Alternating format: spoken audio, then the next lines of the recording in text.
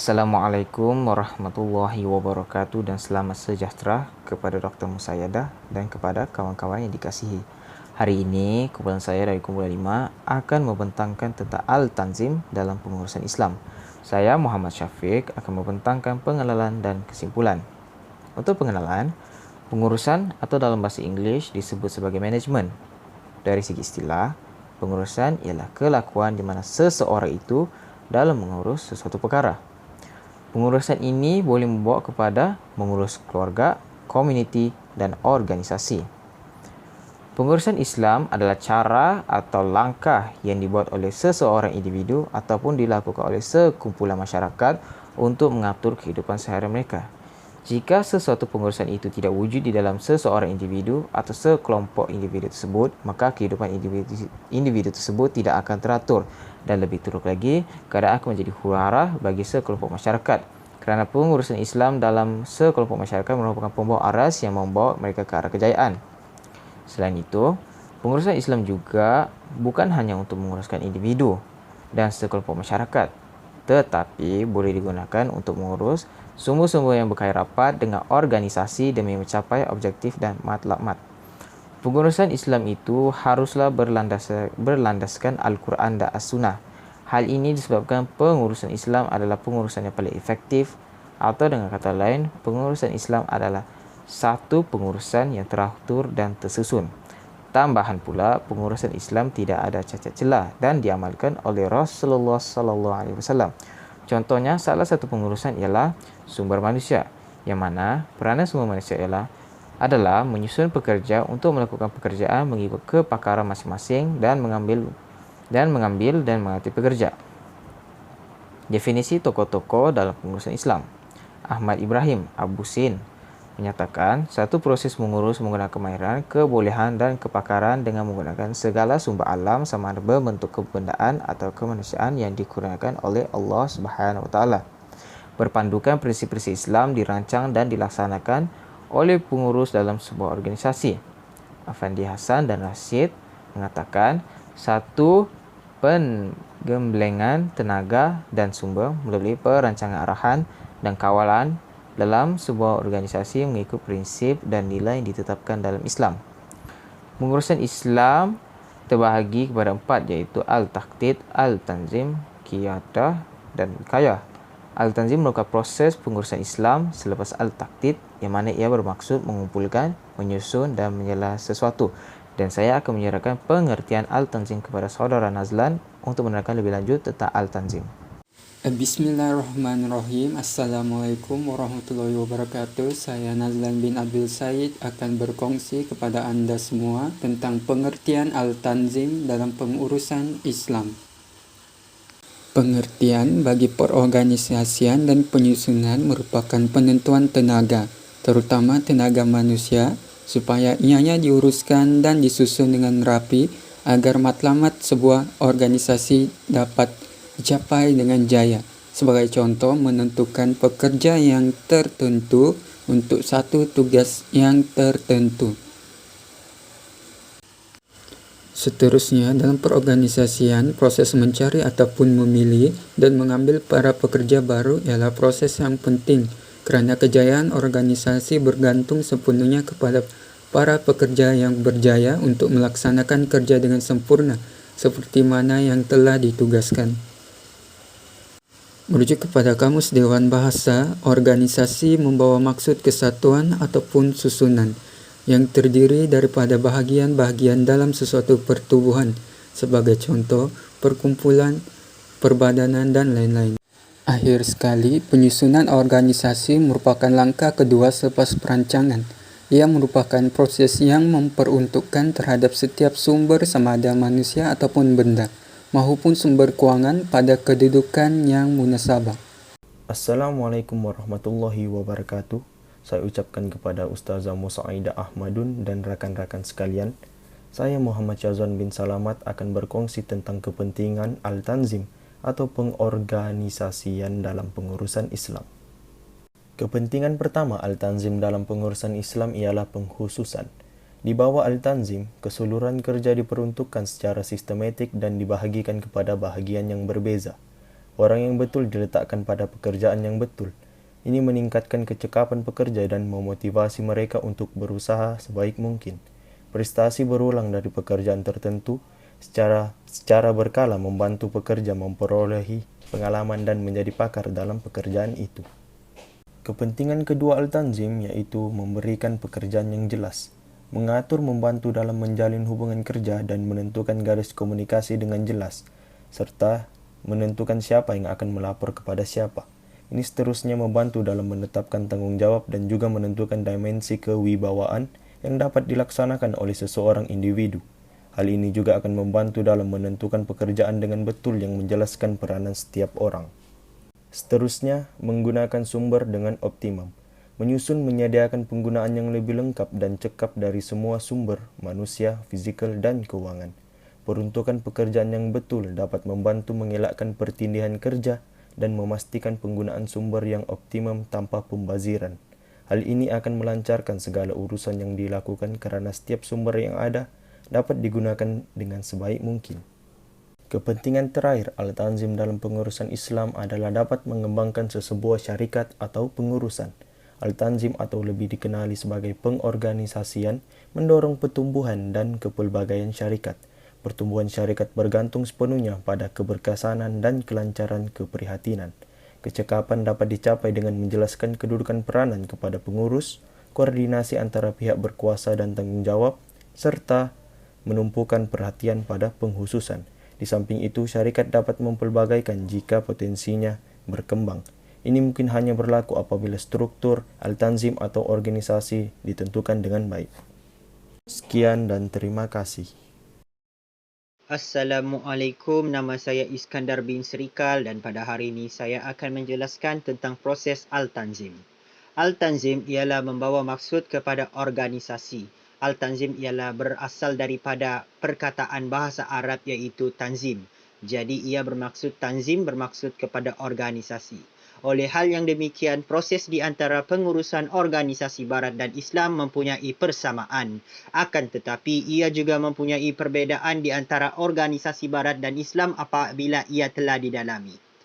Bagi proses organisasi ataupun lebih dikenali sebagai Al-Tanzim, proses rujukan Al-Tanzim mempunyai 6 sumber yang akan dirujuk, iaitu yang pertama ialah Al-Quran, kedua ialah Al-Sunnah, dan yang ketiga amalan Al-Khulafa Ar-Rashidin, ketiga pemikiran klasikal beberapa ilmuwan Islam, kelima pemikiran atau tulisan ilmuwan kontemporari Islam, dan keenam yang terakhir ialah pemikiran di kalangan para ilmuwan moden sama ada Barat ataupun Timur. Di sini kita boleh simpulkan bahawa proses organisasi di dalam Islam akan merujuk kepada sumber yang bertautaliah. Kerana Islam amat menekankan rujukan apabila ingin mengimplikasikan sesuatu.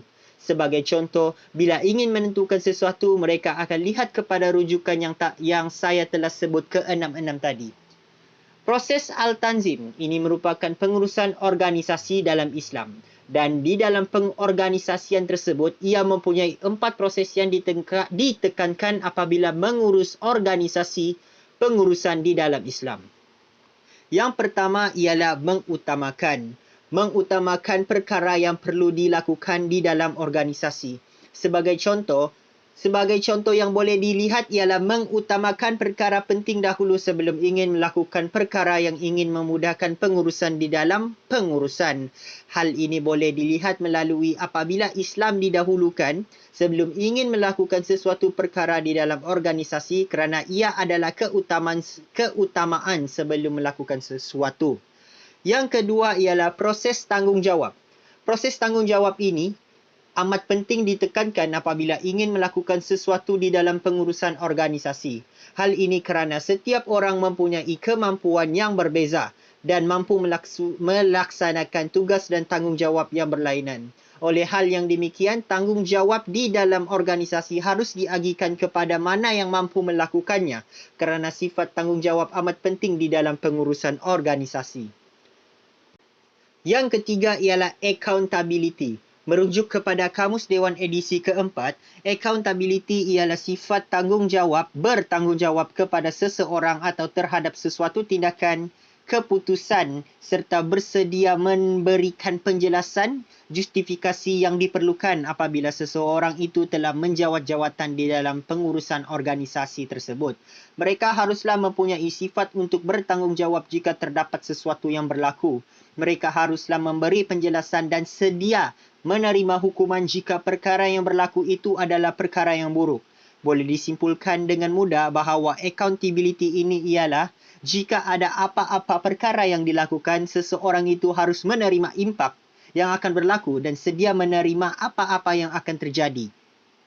Dan yang terakhir dan keempat iaitu sentralisasi dan desentralisasi. Proses sentralisasi dan desentralisasi ini ialah proses yang penting bagi organisasi. Hal ini bila di dalam pengurusan organisasi akan mempunyai banyak cabang dan kekeliruan yang akan berlaku di dalamnya kerana di dalam organisasi tersebut terdapat banyak cabang yang akan diperlukan. Oleh hal yang demikian berlakulah sentralisasi iaitu memberi kuasa kepada yang utama dan sentralisasi akan mengagihkan kuasa dengan pemisahan. Bismillahirrahmanirrahim. Assalamualaikum warahmatullahi wabarakatuh. Saya Muhammad Farizal bin Muhammad akan membentangkan aplikasi-aplikasi yang terdapat pada tajuk kami iaitu Al-Tanzim dalam pengurusan Islam. Kita terus masuk poin yang pertama iaitu menolong jemaah untuk mencapai matlamat masing-masing. Ini dimaksudkan membantu jemaah yang baru mula untuk mendekatkan diri dengan Allah SWT akan dibantu dengan cara yang mudah agar dapat mencapai matlamat sebagai seorang Islam. Sebagai contoh, mengajar mereka membaca Al-Quran dan mengajar mengikut sunnah-sunnah Rasulullah SAW yang telah ditinggalkan oleh beliau pada suatu ketika dahulu. Poin kedua ialah memberikan kekuatan yang padu kepada jemaah ketika melaksanakan amal ibadah. Setiap amalan yang dikerjakan hendaklah dilaksanakan dengan sebaiknya supaya mendapat kebaikan dan keridaan dari Allah SWT. Memberikan dan membekalkan kekuatan yang padu itu ialah seseorang yang ingin menyampaikan dakwah hendaklah mempunyai bekalan ilmu yang mantap supaya tidak dapat meragukan orang lain. Poin seterusnya ialah mempunyai kemahiran yang berbagai-bagai dalam aspek ilmiah, kesenian, pengurusan, kepimpinan, dan kemasyarakatan. Ini dimaksudkan seseorang jemaah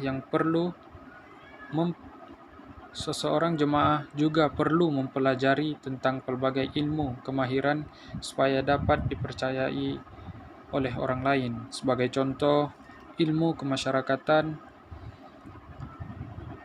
jemaah tersebut hendaklah mempunyai jiwa masyarakat yang akan dapat disukai oleh masyarakat lain